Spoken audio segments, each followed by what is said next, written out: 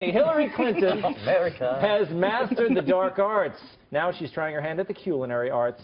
The Clinton campaign set up a new page on Pinterest calling on chefs to endorse her with election-themed recipes using the hashtag #ChefsForHillary. There you can find recipes for Mario Batali's grilled signature swordfish.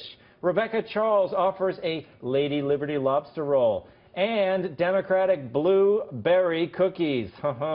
We did some digging. We found there's some other great recipes. This one is from a Chef Chaffetz. It's called the Big House Scrod. One fresh fish, grilled for 11 hours, marinate in the can for 25 to life.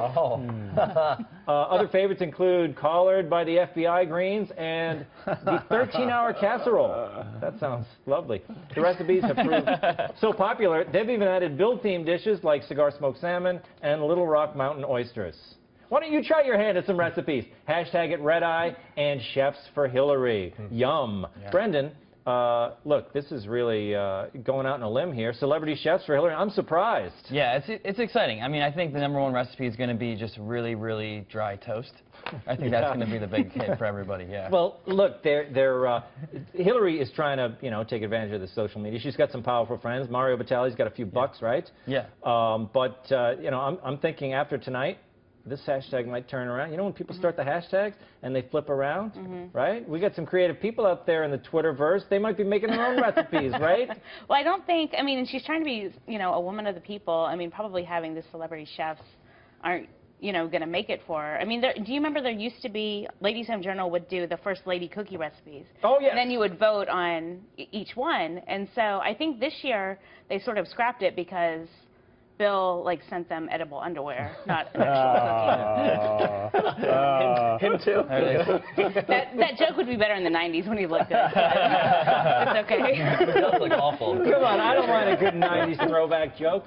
Rich Lowry, I actually, Mario Batali, he's got some great restaurants. I wouldn't mind trying that. He does. That fish recipe. What I was struck by, Tom, you're supposed to use these recipes to bring these dishes to campaign events and volunteer activities. That's right. And one of the recipes is for tuna tartare. One of my rules of thumb: any potluck, never eat the tuna tartare. Yeah, never.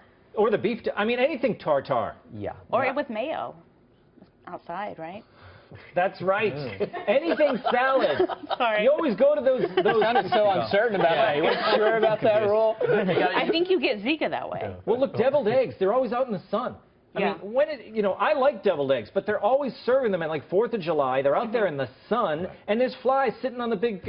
Well, yeah, people think the next morning after 4th of July that, they feel bad because they're hungover, but it might just be the mayonnaise. I think it is. Could be.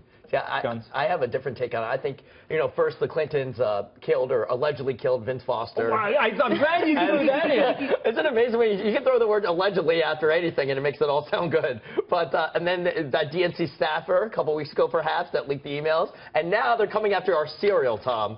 Right now, they're coming after our cereal. Hillary, the Clintons, now they want to tell us what we can't eat. We can't eat, so...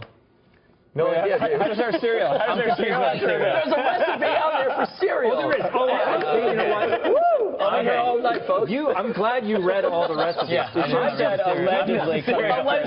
Allegedly. No, this is going to bite them because there's going to be, not everything's probably vegan or gluten-free, and eventually there's going to be, PETA's going to be why isn't there not a vegan section?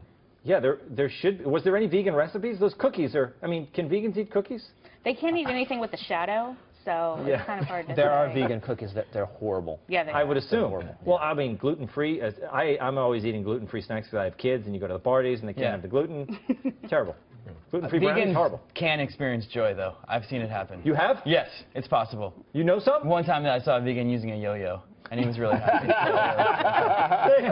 They can do that? Yeah, Fantastic. Okay.